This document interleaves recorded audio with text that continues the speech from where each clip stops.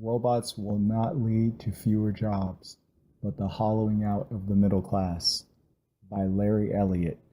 This was published Sunday, August the 20th, 2017.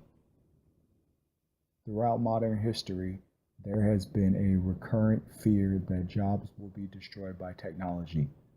Everybody knows the story of the Luddites, band of workers who smashed up machinery in the textile industry in the second decade of the 19th century. The Luddites were wrong. There has been wave after wave of technological advance since the first industrial revolution, and yet more people are working than ever before. Jobs have certainly been destroyed. Banks, for example, no longer employ clerks to log every transaction in ledgers with quill pens. At this time of year, 150 years ago, the fields would have been full of people with scythes and pitchforks bringing in the harvest. That work is now done by motorized harvesters. The reason new technology has been the cause of mass unemployment is that new kit will only be used when it makes the productive process more profitable. Higher productivity frees up the resources to buy other goods and services. The rural workers that Thomas Hardy described in Tests of the D'Urbervilles found work in factories and offices. What's more, it was better paid work, and so the upshot was an increase in living standards. Similarly, the age of robots will lead to more jobs. Callum Pickering, analyst with Berenberg, says this is a big hole in the argument that artificial intelligence will lead to vast numbers of workers joining the dull queued. Producers will only automate if doing so is profitable. For profit to occur, producers need a market to sell to in the first place. Keeping this in mind helps to highlight the critical flaw of the argument. If robots replace all workers, thereby creating mass unemployment, to whom would the producer sell? Because demand is infinite, whereas supply is scarce, the displaced workers always have the opportunity to find fresh employment to produce something that satisfies demand elsewhere. That, though, is not the end of the story. Robots will create more jobs, but what if these jobs are less good and less well paid than the jobs that automation kills off? Perhaps the weak wage growth of recent years is telling us something, namely that technology is hollowing out the middle class and creating a bifurcated economy in which a small number of very rich people employ armies of poor people to cater for their every whim. This is certainly a much more likely threat than mass job destruction. What's more, it fits with the history of the recent past, the theory of automation, and recent trends in the labor market.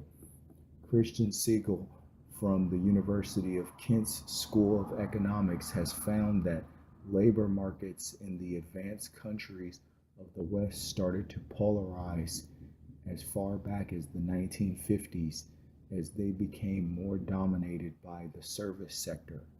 Growth was strong during this period, but the job creation tended to be either at the top end of the pay scale or at the bottom end, while employment opportunities in traditional middle class sectors of the economy declined.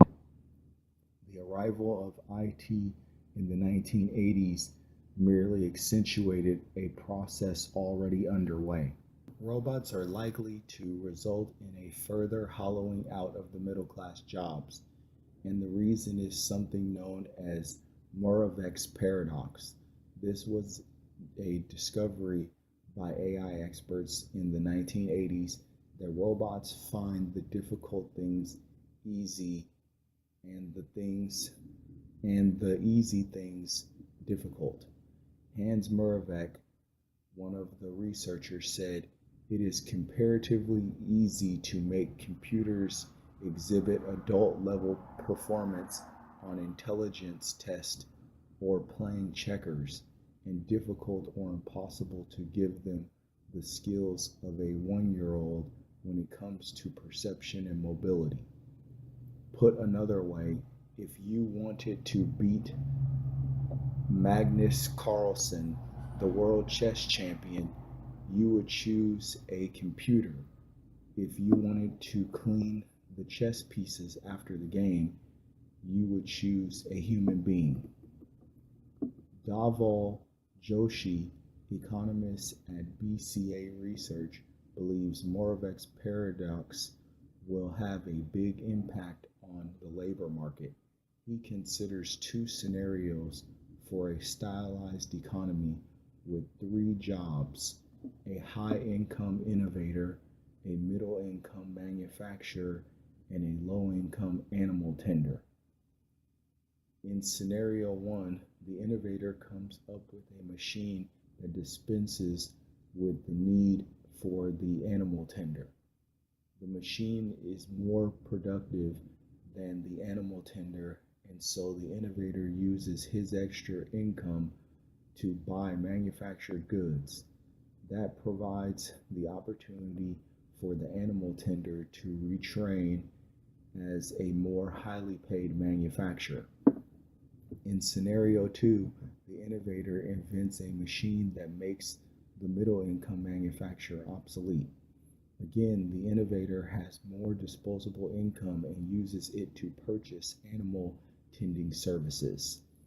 The middle income manufacturer now has to make a living as a more lowly paid animal tender. In the modern economy, the jobs that are prized tend to be the ones that involve skills such as logic. Those that are less well rewarded tend to involve mobility and perception. Robots find logic easy, but mobility and perception difficult. It follows, says Joshi, that the jobs that can easily replicate and replace are those that require recently evolved skills like logic and algebra. They tend to be middle class jobs. Conversely, the jobs that AI cannot easily replicate are those that rely on the deeply evolved skills like mobility and perception.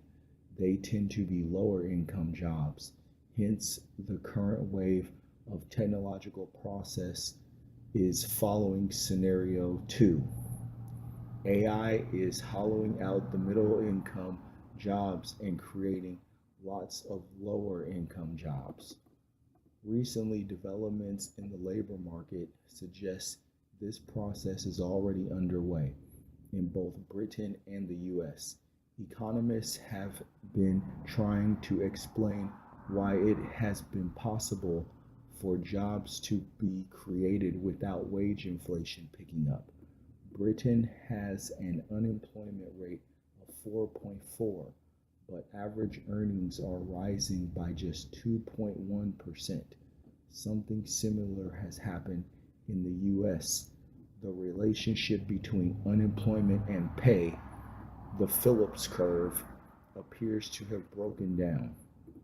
But things become a bit easier and understand if the former analysts and machine operators are now being employed as dog walkers and wait staff. Employment in total might be going up, but with higher paid jobs being replaced by lower paid jobs, is there any hard evidence for this? Well, Joshi says it is worth looking at the employment data for the US. which tends to be more granular than in Europe. For many years in America, the fastest growing employment subsector has been food services and drink places, bartenders and waiters, in other words.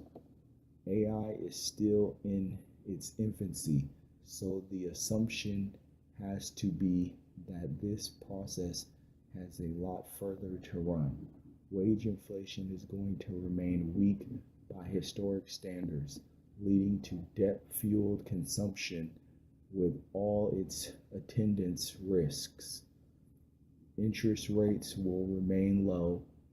Inequality, without a sustained attempt at the redistribution of income, wealth, and opportunity, will increase, and so will social tension and political discontent.